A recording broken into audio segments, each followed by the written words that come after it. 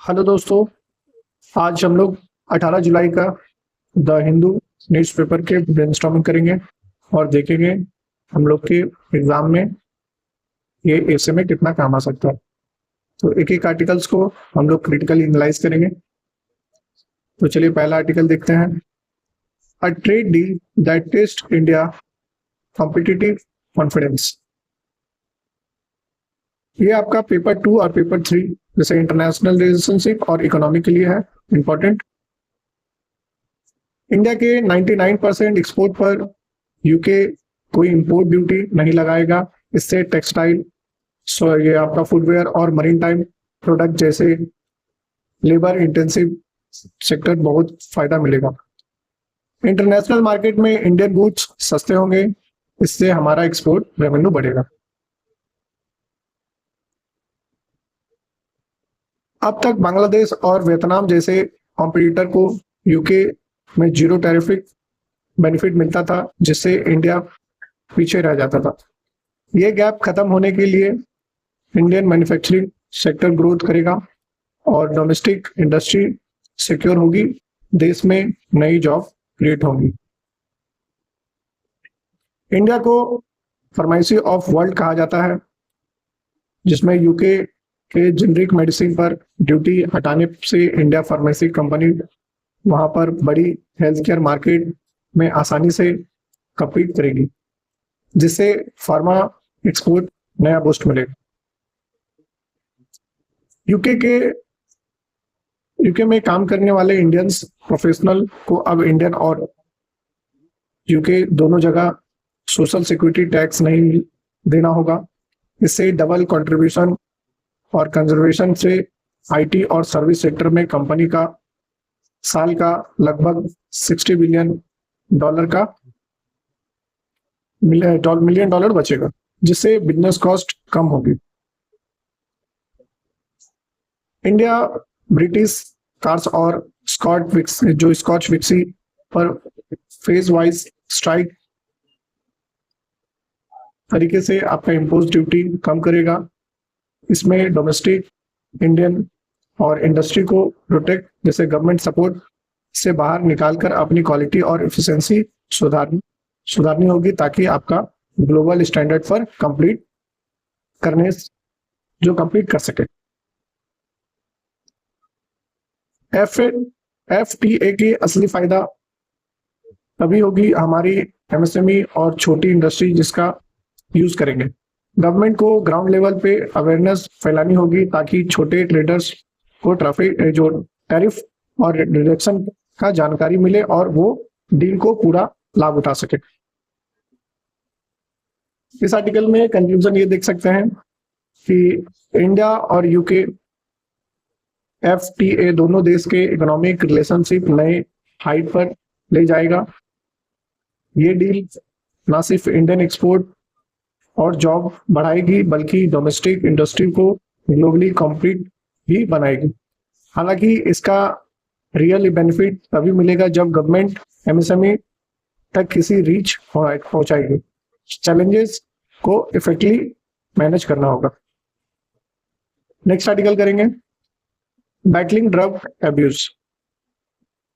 ये आपका GS paper 3 और जीएस पेपर 2, जीएस पेपर 3 में आपका इंटरनेशनल सिक्योरिटी और पेपर 2 में आपका गवर्नेंस सोशल जस्टिस को डील करता है। केरला में NDPS narcotic drug and psychotropic substance case बहुत तेजी से बढ़ रहा है। इसका बड़ा कारण यह है कि सिस्टमैटिक ड्रग कैटल्स अब एडवांस डिजिटल टूल्स को सोशल मीडिया प्लेटफॉर्म को यूज करके अपना नेटवर्क सप्लाई चेन फैला रहे हैं। इस प्रॉब्लम से लड़ने के लिए गवर्नमेंट ने ऑपरेशन तूफान शुरू किया है। ये एक हिस्टोरिक अप्रोच है, जिसमें strict law enforcement, community involvement, court में जल्दी सुनाई जैसे स्पीडी ट्रायल होगा। कन्विक्ट के लिए प्रॉपर रिहेबिलिटेशन पर फोकस किया जाएगा। ड्रग ट्रैफिकिंग को रोकने के लिए नेशनल कोऑर्डिनेशन सिस्टम जैसे एनसीओआरडी पोर्टल पर और नाद डेटाबेस का यूज किया जा रहा है। इससे साउदर्न इंडियन स्टेट से बीच रियल टाइम इंटेलिजेंस और क्रिमिनल डाटा शेयरिंग आसानी से होगी, जिससे आपका नेटवर्क तोड़ने में फायदा मिलेगा।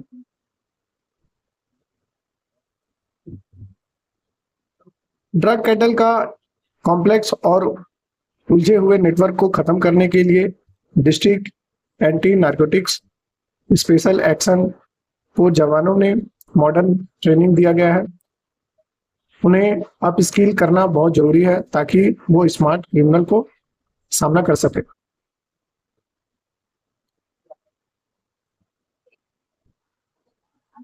ड्रग डिजिटल मीडियम से बचे जा रहे हैं। ये जो कन्विक्टेड लोग हैं, माने जो क्रिमिनल लोग हैं, इससे साइबर ऑफेंसिक को अपग्रेड करना जरूरी है। इससे कोर्ट में पक्का और रिलायबल डिजिटल एविडेंस पेश किया जाएगा, जिससे कल्प्रिट को आसानी से कन्विक्शन यानी सजा मिलेगी। कंक्लूजन में हम लोग ये देखेंगे, ड्रग मैनेज से लड़ने के लिए केवल पॉलिसी काफी नहीं है। केरला को ऑपरेशन जो तूफान है उसको टेक्निकली अपग्रेड करना होगा। इंटरेस्ट और कोऑर्डिनेशन और रिहेबिलिटेशन का एक बेहतरीन कॉम्बिनेशन पेश किया जाएगा। यूपीएससी पर्सपेक्टिव से ऐसी मल्टीपल एजेंसी और टेक ड्रिवन अप्रोच देश की इंटरनल सिक्योरिटी को और यूथ को नए तरीके से ड्रग थ्रेट को बचा सकती है। नेक्स्ट आर्टिकल करेंगे, प्रॉमिस ऑफ चिप्स। ये आर्टिकल आपका इंडस्ट्रियल पॉलिसी और सेमीकंडक्टर से है, जो आपका जीएस पेपर 3 इकोनॉमी साइंस और टेक्नोलॉजी से रिलेट करेगा। सेमीकंडक्टर फेज 2 का मिशन, जैसे ISM जो फेज 2 है, इसके तहत गवर्नमेंट ने मैन्युफैक्चरिंग इकोसिस्टम को बड़ा करने के लिए आपका 1.27 लाख करोड़ का भारी बजट अलॉट किया गया है। इससे फाइनेंशियली उस देश में चिप फैब्रिकेशन और सेमीकंडक्टर को इंफ्रास्ट्रक्चर को स्केल अप करने का बहुत जरूरी है। अब गवर्नमेंट केवल शुरुआती सेटअप कॉस्ट जैसे कैपिटल सब्सिडी पर फोकस नहीं करेगी। फंडिंग का तरीका अब बदल रहा है। अब काम पर प्रोडक्शन के बेसिस पर परफॉर्मेंस लिंक और इंक्रीमेंटल इंसेंटिव दिया जाएगा, ताकि आपका जो डोमेस्टिक मैन्युफैक्चरिंग कैपेबिलिटी को सच में एफिशिएंसी के साथ ग्रो करे। देश के अंदर चिप प्रोडक्शन शुरू होने के इंडिया का जो जियोपॉलिटिकली एक मजबूत पोजीशन मिलेगी। इससे हम टेक्निकल फील्ड में सेल्फ रिलायंस बनेंगे। फ्यूचर में किसी भी गोल सप्लाई चेन डिसरप्शन और जियोपॉलिटिकल टेंशन को हमारी इकोनॉमी से सेफ रहेंगे। एडवांस टेक्नोलॉजी जैसे एक्सट्रीम अल्ट्रावायलेट लिथोग्राफी और एआई इंफ्रास्ट्रक्चर को हासिल करना इंडिया के लिए अभी बड़ा चैलेंज है। ये काफी कॉम्प्लेक्स प्रोसेस है। हमें एडवांस इकोनॉमी जैसे यूएस ताइवान के बड़ी मार्केट को कंपटीशन का सामना करना पड़ेगा। इंडिया के पास सेमीकंडक्टर डिजाइन के टॉप क्लास इंजीनियर है, पर वो अक्सर फॉरेन चले जाते हैं, जिसको ब्रेन ड्रेन कहते हैं कि हम लोग के यहाँ का जितना डॉक्टर और इंजीनियर है सब बाहर जाके पैसा कमाते हैं। उनको लगता है कि इंडिया में उनका जो पैसा कम मिलता है। देश में इंडस्ट्री खड़ी करने के लिए आपका ब्रेन ड्रेन को रोकना होगा और हाई क्वालिटी ह्यूमन कैपिटल का इंडिया में अच्छी अपॉर्चुनिटी देखकर रिटेन करना होगा। अगर India successfully global semiconductor value chain को हिस्सा बन जाता है तो हमारी इकोनॉमी को एक जबरदस्त बूस्ट मिलेगा।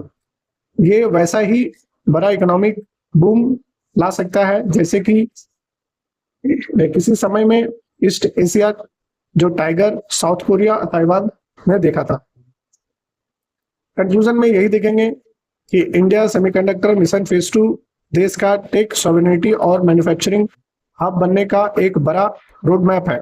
अगर हम टेक्नोलॉजी चैलेंज और ब्रेन ड्रेन के इफेक्टली टैकल करें तो ये सेमीकंडक्टर सेक्टर ना सिर्फ सप्लाई चेन और सेक्टर मैंने सिक्योर करेगा बल्कि भारत में एक नया सेमीकंडक्टर ग्रोथ इंजन साबित करेगा।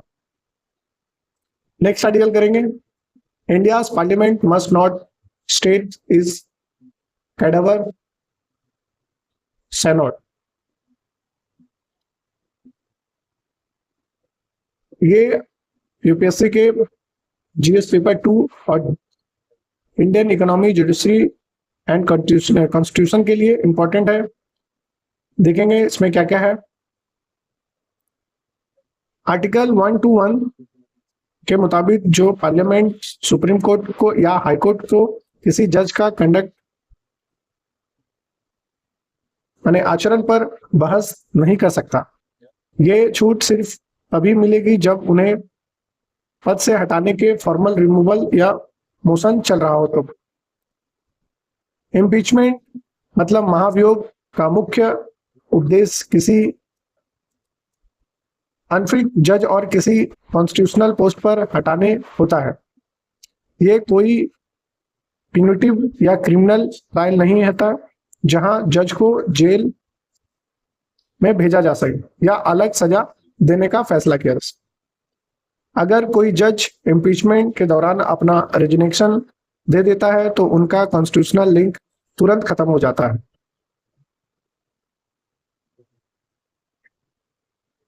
पोस्ट खाली होते ही इम्पीचमेंट की पूरी प्रोसेस वहीं रोक दिया जाता है क्योंकि अब हटाने के लॉजिक नहीं बचता है। जुडिशरी की इंडिपेंडेंस तभी बनी रहेगी जब कोई लेजिस्लेचर यानी पार्लियामेंट किसी जज को रिटायरमेंट के रेजिग्नेशन के बाद उनके पूरे जजमेंट को स्क्रूटनाइज ना करे। ऐसा करने से जज बिना किसी डर या फैसले पेश कर सकते हैं।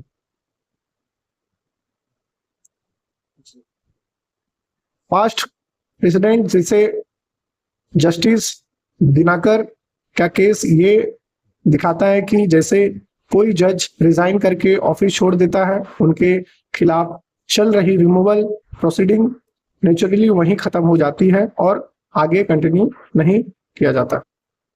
इम्पीचमेंट रोकने के मतलब ये नहीं है कि जज बच जाए। रेजिग्नेशन के बाद भी वो एक नॉर्मल सिटीजन की तरह स्टैंडर्ड क्रिमिनल लॉ के दायरे में आते हैं। किसी भी अलाइक क्राइम के लिए उन पर नॉर्मल इन्वेस्टिगेशन और प्रोसिक्यूशन चलाया जा सकता है। कंक्लूजन में ये देखेंगे, जज का इम्पीचमेंट और जो रेजिग्नेशन देश में separation of power and judicial independence के बैलेंस को दिखाता है। जहां आपका आर्टिकल 121 को लेजिस्लेचर यानी पार्लियामेंट इंटरफेस से बचाता है, वहीं पोस्ट छोड़ने के बाद भी जो स्टैंडर्ड क्रिमिनल लॉ के तहत अकाउंटेबिलिटी बने रखा जा सकता है, जिसमें इंडियन डेमोक्रेसी का रूल ऑफ लॉ को इंश्योर करता है। नेक्स्ट आर्टिकल करेंगे, Jammu and Kashmir Mansbal lake start hosting migration but again. ये आपका environment and ecology biodiversity and conservation paper 3 में इंपॉर्टेंट है। सेंट्रल कश्मीर के गंदरबल डिस्ट्रिक्ट में स्थित मनसबल लेक का भारत की सबसे बड़ी गहरी फ्रेश वाटर लेक है। ये आपका वन लाइनर में स्टैटिक्स में करंट अफेयर्स में आ सकता है। तो गहरी फ्रेश वाटर आपका भारत का मनसबल है। माइग्रेशन बर्ड की वापसी हो रही है। ये पता चलता है कि लेक का इकोलॉजिकल रिकवरी या स्वास्थ्य धीरे धीरे बेहतर हो रहा है। रेजुविनेशन के बाद ये वेटलैंड अब 46 से ज्यादा बर्ड स्पीसीज का घर बन चुका है। इसमें मालाबार, हॉर्न, ग्रिब्स और गोल्डन ईगल जैसे महत्वपूर्ण पक्षी शामिल हैं, जो बायोडायवर्सिटी बढ़ाने का एक पॉजिटिव इंडिकेटर है।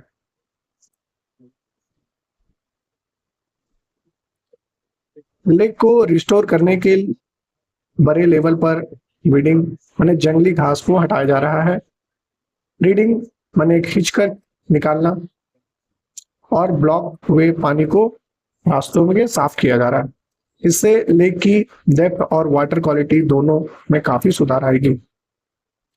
Jammu Kashmir water registration regulation authority अब यहाँ वाटर बजटिंग शुरू करेंगी। इसका मकसद साइंटिफिक तरीके से लेक के वाटर लेवल को मेंटेन करना है, ताकि यहाँ किसी इकोलॉजिकल और एक्वाटिक लाइफ पर कोई बुरा असर ना पड़े। पॉल्यूशन के रोकने के लिए एक डायनामिक थ्री अप्रोच अपना रही है, जिसके तहत एक सीवेज ट्रीटमेंट प्लांट और एक इंटीग्रेटेड सॉलिड वेस्ट प्लांट लगाया जा रहा है, ताकि आसपास एक कचरा और गंदा पानी लेक में ना गिरे। कंक्लूजन में ये लिखेंगे कि मनसबल लेक इकोलॉजिकल रजिस्ट्रेशन दिखाता है कि एक सही इंजीनियरिंग और कम्युनिटी वेस्ट मैनेजमेंट और साइंटिफिक वाटर बजटिंग का से बीमार हो चुके वेटलैंड को वापस जिंदा किया जा सकता है। यूपीएससी में ये इकोलॉजिकल कंजर्वेशन और सस्टेनेबल वेटलैंड मैनेजमेंट का एक बेहतरीन केस स्टडी है, मॉडल को साबित किया जा सकता है। नेक्स्ट आर्टिकल करेंगे, Supreme Court oppose use of SIR data for non poll state MNS task. ये आपका इंडियन पॉलिटी गवर्नेंस जुडिशरी और मंडेबल सेक्शन के लिए पेपर 2 यूपीएससी पेपर 2 के लिए बहुत इंपॉर्टेंट है। सुप्रीम कोर्ट ने क्लियर किया है कि election commission special intensive revision का डाटा सिर्फ चुनाव के इलेक्शन के लिए यूज नहीं होना चाहिए। इस इलेक्टोरल डाटा को किसी दूसरे एडमिनिस्ट्रेशन या गवर्नमेंट पर्पस के लिए यूज नहीं किया जा सकता। एक पिटीशन में वेस्ट बंगाल गवर्नमेंट के उस कदम को चैलेंज किया है, जिसमें उन्होंने वोटर लिस्ट माने जो इलेक्टोरल डाटा को यूज करके कुछ सिटीजन को जरूरी स्टेट वेलफेयर स्कीम और सरकारी फायदों से बाहर किया जा रहा है। वोटर लिस्ट के लिए नाम हटाने की वजह से गरीब और मार्जिनलाइज जो लोग हैं उन पे बुरा असर पड़ा है। उसने food security, women welfare scheme और कास्ट सर्टिफिकेट जैसी बेसिक राइट्स और जरूरी सुविधाओं को छीन लिया गया। कोर्ट ने अपनी पूरी रूलिंग को दोहराया है कि इसी वोटर लिस्ट को इलेक्टोरल रिवीजन के डाटा से किसी भी मैंने सिटीजन को, जो बाहरी सिटीजन है, उसको फाइनल फैसला ना किया जाए। वोटर लिस्ट में नाम होना या हटाना सिटीजन का एक्सक्लूसिव प्रूफ नहीं है। सुप्रीम कोर्ट ने फिर से साफ किया है कि इंडियन कॉन्स्टिट्यूशन के तहत इलेक्शन कमीशन के पास किसी सिटीजन राइट पर फैसला करने की कोई कॉन्स्टिट्यूशनल अथॉरिटी नहीं है। इलेक्शन कमीशन का काम सिर्फ फ्री एंड फेयर इलेक्शन करवाना है। सिटीजन और एक्सक्लूजन से जुड़ी अपील की प्रोसेस में बहुत बड़ा डिले हो रहा है। एक बड़े बैकलॉग के कारण टोटल 34 लाख जो अपील फाइल किया गया है, जिसमें सिर्फ 38,000 अपील की सुनवाई हुई है, जो एक बड़ा कंसर्न है। इसका क्रक्स यही देखेंगे कि ये पूरा मामला दिखाता है कि जैसे इलेक्टोरल डाटा और गलत इस्तेमाल किया जा रहा है और फंडामेंटल और वेलफेयर राइट्स को छीना जा सकता है। यूपीएससी के पर्सपेक्टिव से सिटीजन को डिटरमाइन करने के लिए प्रॉपर लीगल प्रोसेस जरूरी है और डाटा इंटीग्रिटी के साथ साथ जुडिशियल डिपेंडेंसी को दूर करना बेसिक ह्यूमन राइट और गवर्नेंस के लिए बहुत जरूरी है। तो आज हम लोग ने अच्छे आर्टिकल्स देखे हैं। तो आप लोग इस टेलीग्राम चैनल पे जुड़ सकते हैं।